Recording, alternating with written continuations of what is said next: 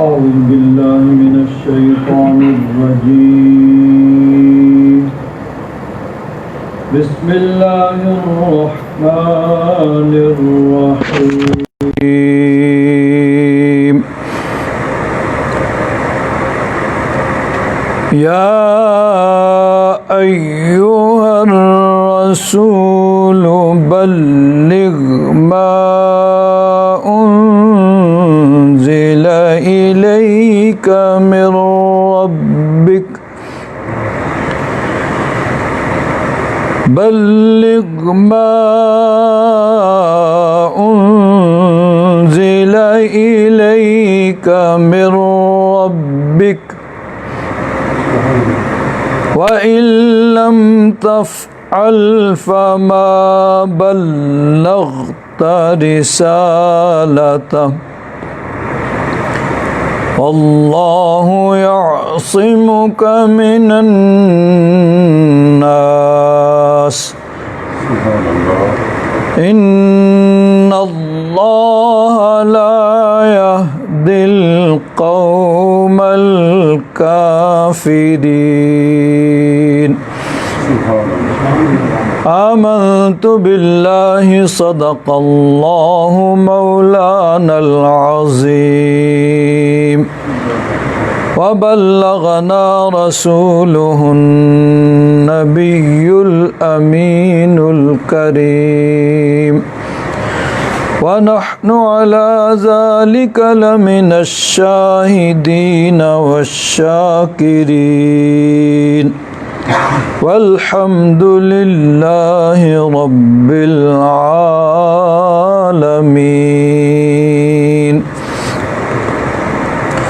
صلی اللہ علیہ یا رسول اللہ وسلم علیک یا حبیب اللہ نہ آسمان کو یوں سرکشیدہ ہونا تھا نہ آسمان کو یوں سرکشیدہ ہونا تھا حضور خاک مدینہ دمیدہ ہونا تھا حضور خاک مدینہ دمیدہ ہونا تھا یہ کیسے کھلتا کہ ان کے سوا شفیع نہیں یہ کیسے کھلتا کہ ان کے سوا شفیع نہیں عبث نہ اوروں کے آگے تپیدہ ہونا تھا عبث نہ اوروں کے آگے تپیدہ ہونا تھا۔ اس شعر کے اندر اعلیٰ حضرت مجدد دین و ملت مولانا شاہ احمد رضا خان علیہ رحمت الرحمن نے ایک خاص نقطہ بیان کیا ہے، اسے سمجھنے کے لیے اس کی تفصیل میں ذرا جانا پڑے گا کہ قیامت کا دن 50,000 برس کا دن ہوگا۔ دنیا کے حساب سے جس طرح ایک دن ہے اور شمسی سال جو ہے 365 دن لیپ کا ہو تو 366 دن کا ہوتا ہے، قمری سال جو ہے 354 دن کا ہوتا ہے، یا 355 دن کا ہوتا ہے، تو 1 سال، پھر اس کو آگے 100 سال، 1000 سال، اور پھر آگے 50,000 برس، یعنی دنیا کے حساب سے اگر دیکھا جائے تو وہ قیامت کا ایک دن 50,000 برس کا دن ہوگا، اور اس کو اللہ تبارک و تعالیٰ نے قرآن پاک کے اندر بیان فرمایا۔ تعرج الملائکۃ والروح الیہ فی یوم کان مقدارہ 50 الف سنہ، وہ قیامت کا دن جس کی مقدار دنیا کے حساب سے 50,000 برس کی ہوگی۔ تو اس 50,000 برس کے ایک دن میں سے آدھا دن گزر جائے گا، یعنی 2500 ایئرز، 25,000 برس گزر جائیں گے، ابھی تک حساب کتاب ہی نہیں شروع ہوگا۔ اور اس کی کیفیت کیا ہوگی؟ نبی کریم صلی اللہ علیہ وسلم کی ایک حدیث پاک، حضرت ابو ہریرہ رضی اللہ تعالیٰ عنہ راوی ہیں۔ پہلے تو انہوں نے وہ منظر کشی کی کہ جس میں یہ حضور نے ارشاد فرمایا، پھر فرماتے ہیں قال، حضور نے ارشاد فرمایا انا سید الناس یوم القیامہ، قیامت کے دن میں سب کا سردار ہوں گا۔ اب یہاں قیامت کے دن کی قید کیوں ہے؟ حضور تو دنیا میں بھی سردار ہیں، سارے نبیوں کے سردار ہیں، لیکن دنیا میں چونکہ سب مانتے نہیں ہیں، تو قیامت کے دن کوئی انکار کرنے والا نہیں ہوگا۔ اسی لیے اللہ تبارک و تعالیٰ نے بھی قرآن پاک میں فرمایا مالک یوم الدین، کہ قیامت کے دن کا مالک ہے اللہ تبارک و تعالیٰ۔ حالانکہ دنیا کے دنوں کا بھی تو وہی مالک ہے، لیکن دنیا میں سب اللہ تبارک و تعالیٰ کی ملکیت کو مانتے نہیں، بلکہ اس کی ذات کے ہی منکر ہیں کہ اللہ ہے ہی کوئی نہیں۔ تو قیامت کے دن کوئی منکر نہیں ہوگا، کوئی انکار کرنے والا نہیں ہوگا، اس لیے اللہ تعالیٰ نے فرمایا مالک یوم الدین۔ اور ایک جگہ فرمایا لمن الملک اليوم، آج کس کی حکومت ہے؟ سب خاموشی ہوگی، خود ہی رب ذوالجلال ارشاد فرمائے گا للہ الواحد القہار، اللہ تعالیٰ کی حکومت ہے جو وحدہ لا شریک ہے اور قہار ہے۔ تو اللہ تعالیٰ کی یعنی ملکیت دنیا میں سب لوگ نہیں مانتے، تو اس لیے فرمایا کہ وہ قیامت کے دن کا مالک ہے جب کوئی اس کے ملک کا، اس کی حکومت کا، اس کی ملکیت کا کوئی انکار نہیں کرے گا۔ تو حضور کے ارشاد کا بھی یہی مطلب ہے کہ حضور آج دنیا میں بھی سب کے سردار ہیں، لیکن دنیا میں سب مانتے نہیں، وہاں کوئی انکار کرنے والا نہیں ہوگا۔ حضور نے فرمایا اللہ تبارک و تعالیٰ سب اولین و آخرین کو ایک میدان میں جمع کرے گا، اور ایک پکارنے والے کی آواز سب تک پہنچے گی، اور ایک نظر ان سب کو دیکھ سکے گی، اور سورج اس وقت قریب ہوگا۔ تدن الشمس فیبلغ الناس من الغم والکرب ما لا تطیقون ولا یحتملون، اور اتنی زیادہ لوگوں کو پریشانی ہوگی کہ جس کو برداشت کرنے کی وہ طاقت نہیں رکھتے گے، وہ برداشت سے باہر ہوگی وہ تکلیف اور پریشانی۔ تو آدھا دن گزر جائے گا، 25,000 برس گزر جائیں گے، ابھی تک حساب کتاب ہی نہیں شروع ہوا۔ تو لوگ آپس میں مشورہ کریں گے بھئی چلو جو بھی فیصلہ ہونا ہے فیصلہ تو ہونا، حساب کتاب تو شروع ہونا۔ کسی کو اللہ تبارک و تعالیٰ کی بارگاہ میں سفارشی بنایا جائے، چنانچہ خود ہی مشورہ کر کے کہیں گے کہ چلو آدم علیہ السلام کی بارگاہ میں جاتے ہیں۔ تو حضرت آدم علیہ السلام کی بارگاہ میں خلق خدا حاضر ہوگی، حضرت آدم علیہ السلام سے کہیں کہ انت ابو البشر خلقک اللہ بیدہ ونفخ فیک من روحہ وامر الملائکۃ فسجدوا لک، حضرت آدم علیہ السلام کی بارگاہ میں عرض کریں گے کہ آپ ابو البشر ہیں، تمام انسانوں کے باپ ہیں، سارے انسان آپ کی اولاد ہیں۔ اللہ تبارک و تعالیٰ نے اپنے دستے قدرت سے آپ کو پیدا فرمایا اور آپ میں اپنی روح میں سے پھونکا، اور فرشتوں کو حکم دیا کہ فرشتوں نے رب ذوالجلال کے حکم سے آپ کو سجدہ کیا۔ اشفع لنا الی ربک، رب کی بارگاہ میں ہماری شفاعت کیجیے۔ الا تری ما نحن فیہ الا تری الی ما قد بلغنا، دیکھیے ہم کتنی تکلیف میں، کتنی مصیبت میں۔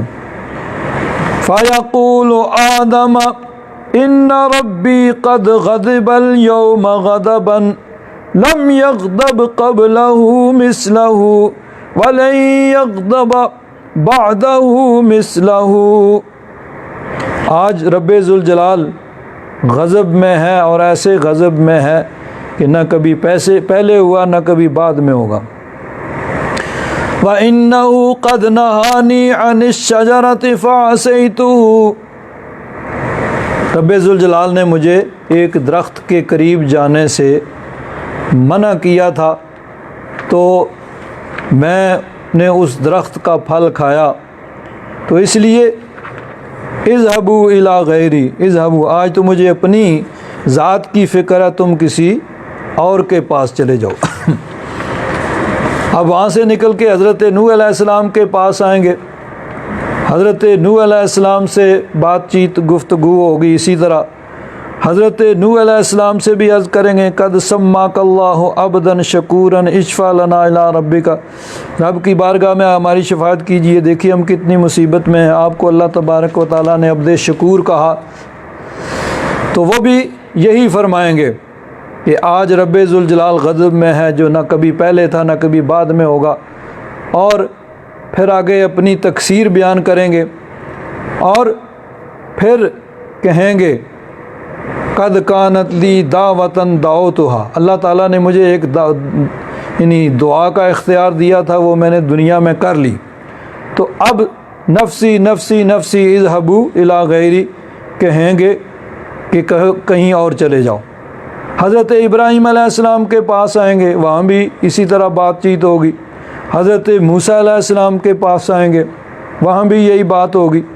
پھر حضرت عیسیٰ علیہ السلام کے پاس آئیں گے، حضرت عیسیٰ علیہ السلام سے بھی عرض کریں گے، حضرت عیسیٰ علیہ السلام بھی فرمائیں گے فَيَقُولُ عِيسَىٰ إِنَّ رَبِّي قَدْ غَضِبَ الْيَوْمَ غَضَبًا لَمْ يَغْضَبْ قَبْلَهُ مِثْلَهُ قَطُّ وَلَن يَغْضَبَ بَعْدَهُ مِثْلَهُ وَلَمْ يَذْكُرْ ذَنبًا نَفْسِي نَفْسِي اذْهَبُوا إِلَىٰ غَيْرِي، وہ بھی کہیں فرمائیں گے، اور فرمائیں گے اذْهَبُوا إِلَىٰ مُحَمَّدٍ، حضرت عیسیٰ علیہ السلام رہنمائی فرمائیں گے کہ تم اللہ کے محبوب کی بارگاہ میں چلے جاؤ، وہاں سے مشکل کشائی ہوگی، وہی کرم فرمائیں گے تو مشکل کشائی ہوگی۔ چنانچہ پھر حضور نے فرمایا کہ فَيَأْتُونَ مُحَمَّدًا، حضور کی بارگاہ میں حاضر ہو کے ساری مخلوق کہے گی یا محمد انت رسول اللہ وخاتم الانبیاء، آپ اللہ کے رسول ہیں اور خاتم النبیین ہیں، جو دنیا میں رسول نہیں مانتے وہ بھی وہاں مانیں گے، کیونکہ سب جو ہوں گے، اور جو خاتم النبیین نہیں مانتے، کہتے اور نبی بعد میں آئے ہیں، وہ بھی وہاں حضور کو عرض کریں گے حضور آپ خاتم الانبیاء ہیں۔ قد غفر اللہ لک ما تقدم من ذنبک وما تأخر، اللہ تبارک و تعالیٰ نے آپ کے صدقے میں اگلوں پچھلوں کے گناہ معاف فرمائے۔ اشفع لنا الی ربک الا تری الی ما نحن فیہ، تو اب حضور نفسی نفسی نہیں فرمائیں گے بلکہ آنا لہا فرمائیں گے، ہاں یہ میرا ہی کام ہے۔ اعلیٰ حضرت فاضل بریلوی فرماتے ہیں کہیں گے اور نبی اذهبوا الی غیری، اور انبیاء کرام فرمائیں گے اذهبوا الی غیری، کہیں گے اور نبی اذهبوا الی غیری، لیکن میرے حبیب کہ لب پہ انا لہا ہوگا. حضور کی بارگاہ پہ جب آئیں گے تو حضور فرمائیں گے آنا لہا، ہاں یہ میرا ہی کام ہے، میں نے ہی یہ کام کرنا ہے. تو اب آگے حدیث، حضور اللہ کی بارگاہ میں سجدہ ریز ہوں گے. حضور فرماتے ہیں فَأَنْطَلِقُ فَآتِي تَحْتَ الْعَرْشِ فَأَقَعُ سَاجِدًا لِرَبِّي عَزَّ وَجَلَّ. میں چل کے رب کے عرش کے نیچے آؤں گا، رب کے عرش کے نیچے پاس آؤں گا، اور پھر میں اللہ کی بارگاہ سجدے میں پڑ جاؤں گا.